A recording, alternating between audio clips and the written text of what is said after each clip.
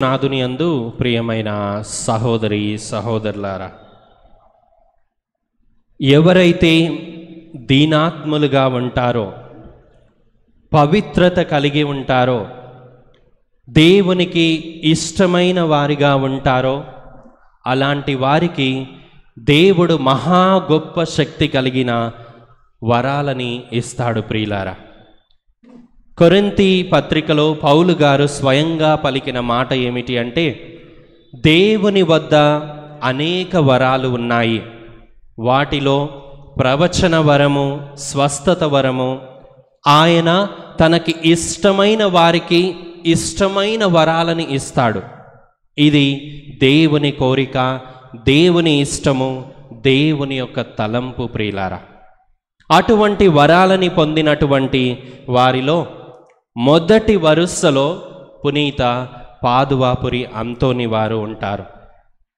దేవుని యొక్క అద్భుతమైన వరాలు కలిగినటువంటి, ఒకటి కాదు రెండు కాదు, ప్రవచన వరం, దేవుని యొక్క వాక్యాన్ని బోధించే వరం, ఒకే చోట రెండు చోట్ల ఉండే వరం, స్వస్థత పరిచే వరం, మరణించినటువంటి వారిని జీవముతో లేపే వరం, ఈ విధంగా ఒకటి కాదు రెండు కాదు, అంతోని వారికి దేవుడు కోకొల్లోళ్ళు వరాలు ఇచ్చారు. దీనంతటికీ కారణం అంతోని వారిలో ఉన్నటువంటి దీనత, అదేవిధంగా వారిలో ఉన్నటువంటి పవిత్రత. ప్రియమైన సహోదరి సహోదరులారా, ఈనాడు మనం చదువుకున్న వాక్యంలో కూడా ప్రియులారా, దేవుడు ఒక మరణించినటువంటి యువకుణ్ణి జీవంతో లేపాడు. అదేవిధంగా పునీత అంతోని వారికి కూడా దేవుడు మరణించినటువంటి వారిని జీవంతో లేపే వరాన్ని ఇచ్చాడు. పునీత అంతోని వారు కొన్నిసార్లు వాక్య పరిచర్య చేసి వెంటనే ప్రజల నుండి తప్పించుకొని వెళ్ళిపోయేవాడట. లేకపోతే ప్రజలు వచ్చి ఆయనను పొగుడుతూ ఉండేవారట. అది ఆయనకి ఇష్టం ఉండేది కాదట. ఆయన ఎప్పుడూ అనేవాడట, నన్ను కాదు మీరు పొగడాల్సింది, దేవుణ్ణి మీరు పొగడండి అని అనేవారట. కానీ ఆయన ఎంత చెప్పినా కానీ ప్రజలు వినేవారు కాదట. ప్రియులారా, అయితే ఒకానొక రోజున ఇదే విధంగా వాక్యాన్ని బోధించి ఆయన తొందరగా తన యొక్క మఠంలోకి వెళ్తూ ఉన్నాడట. త్వరగా వెళ్తూ ఉన్నాడట. ఈ విధంగా వెళ్తున్న సమయంలో ఒక వ్యక్తి కన్నీటి పర్యంతమై పునీత అంతోని వారి ముందు మోకరించి తన చేతుల్లో బక్క చిక్కిపోయినటువంటి తన కుమార్తెని ఇలా ఉంచుకొని పునీత అంతోని వారి దగ్గర ప్రాధేయపడ్డాడట. అంతోని వారా, నా బిడ్డను కాపాడయ్యా, నా బిడ్డ కొరకై ప్రార్థన చేయయ్యా అని కన్నీటితో వేడుకోగానే పునీత అంతోని వారు కరిగిపోయారట. ప్రియ సహోదరి సహోదరులారా, పునీత అంతోని వారు అప్పుడు ఏమైంది అన్నాడట ఆ వ్యక్తిని. అప్పుడు ఆ వ్యక్తి చెప్పాడట, అయ్యా, నా బిడ్డకు అసలే పక్షవాత రోగము, లేవలేదు, 2 కాళ్ళు కూడా చచ్చుబడిపోయాయి, దానికి తోడు ఫిట్స్, ఎప్పుడు ఏమవుతుందో చెప్పలేమయ్యా, ఈ 2 వ్యాధులతో నరకాన్ని అనుభవిస్తుంది నా కుమార్తె, నా కన్న బిడ్డ కదా, నేను చూడలేకపోతున్నానయ్యా, కనికరించి నా బిడ్డ కోసం ప్రార్థన చేయయ్యా అని ప్రాధేయపడ్డాడట. అప్పటికే జనం మీద పడుతుంటే పునీత అంతోని వారు ఆ బిడ్డ మీద చెయ్యి ఉంచి చిన్న ప్రార్థన చేసి తగ్గిపోతుంది పో అన్నాడట. ఇక తండ్రి కుమార్తెను తీసుకొని ఇంటికి వెళ్ళాడు. మోసుకుంటూనే వెళ్ళాడు. తగ్గలేదు అనుకున్నాడు.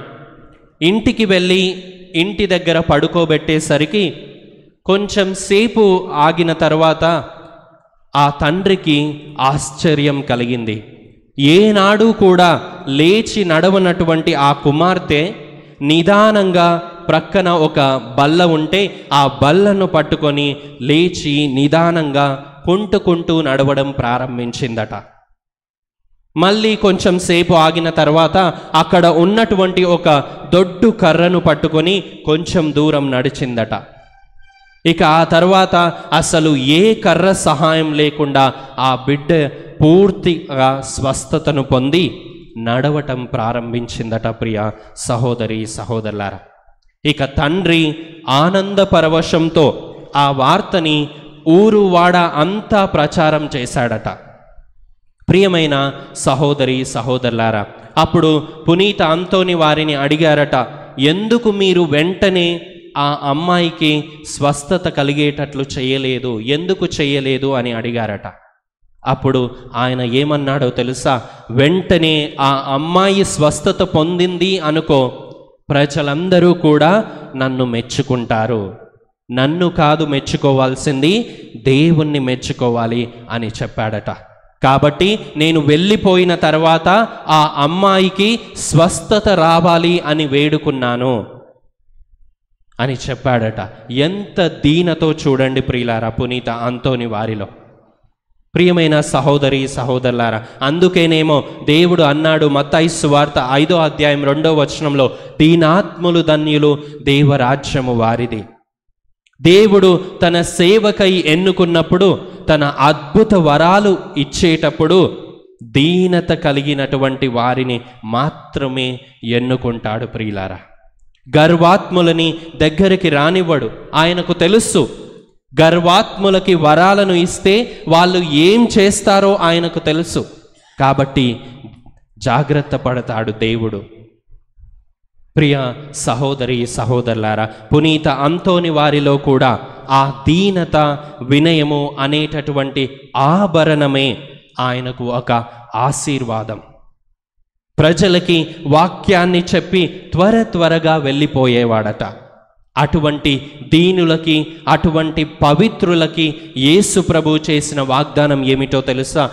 ఇదిగో యోహాను సువార్త 14వ అధ్యాయం 12వ వచనంలో, నేను తండ్రి వద్దకు వెళ్ళుచున్నాను కనుక నన్ను విశ్వసించువాడు నేను చేయు క్రియలను చేయును, అంతకంటే గొప్ప క్రియలను చేయును అని మీతో నిశ్చయంగా చెప్పుచున్నాను అని పలికాడు. ఎంత గొప్ప దీవెన ప్రియులారా! యేసయ్య తన భక్తులకు ఇచ్చినటువంటి వరం ఇది. తనని నమ్మినటువంటి, విశ్వసించినటువంటి వారికి ఇచ్చిన వరం ఇది. తన విశ్వాసములో దీనత కలిగి ఉండేటటువంటి వారికి ఇచ్చిన వరం ఇది. ఏమిటి? నా వలె అద్భుతాలు చేస్తారు, నాకంటే గొప్ప అద్భుతాలు చేస్తారు అని. ప్రియమైన సహోదరి సహోదరులారా, ఒకవేళ నీ జీవితంలో, నీ బ్రతుకులో నా అనారోగ్యం ఇంతే, నా జీవితం ఇంతే, ఎంతోమంది డాక్టర్లను కలిశాను, ఎంతో డబ్బు వెచ్చించాను, ఎన్నో ప్రయత్నాలు చేశాను, కానీ నా జీవితం ఇంకా దుర్భరంగా తయారవుతుంది అని అనుకుంటున్నావా? ఒకసారి పునీత అంతోని వారి యొక్క మధ్యస్థ ప్రార్థన ద్వారా యేసయ్య దగ్గరికి వెళ్ళడానికి ప్రయత్నం చేయి. ఆయన నీ జీవితంలో అద్భుతాన్ని చేస్తాడేమో. కాబట్టి దేవుని యొక్క శక్తి ద్వారా మనకు కూడా గొప్ప అద్భుత స్వస్థతను ప్రసాదించమని ఈ యొక్క దివ్య బలి పూజలో ప్రత్యేకంగా ప్రార్థించుకుందాం. ఆమెన్.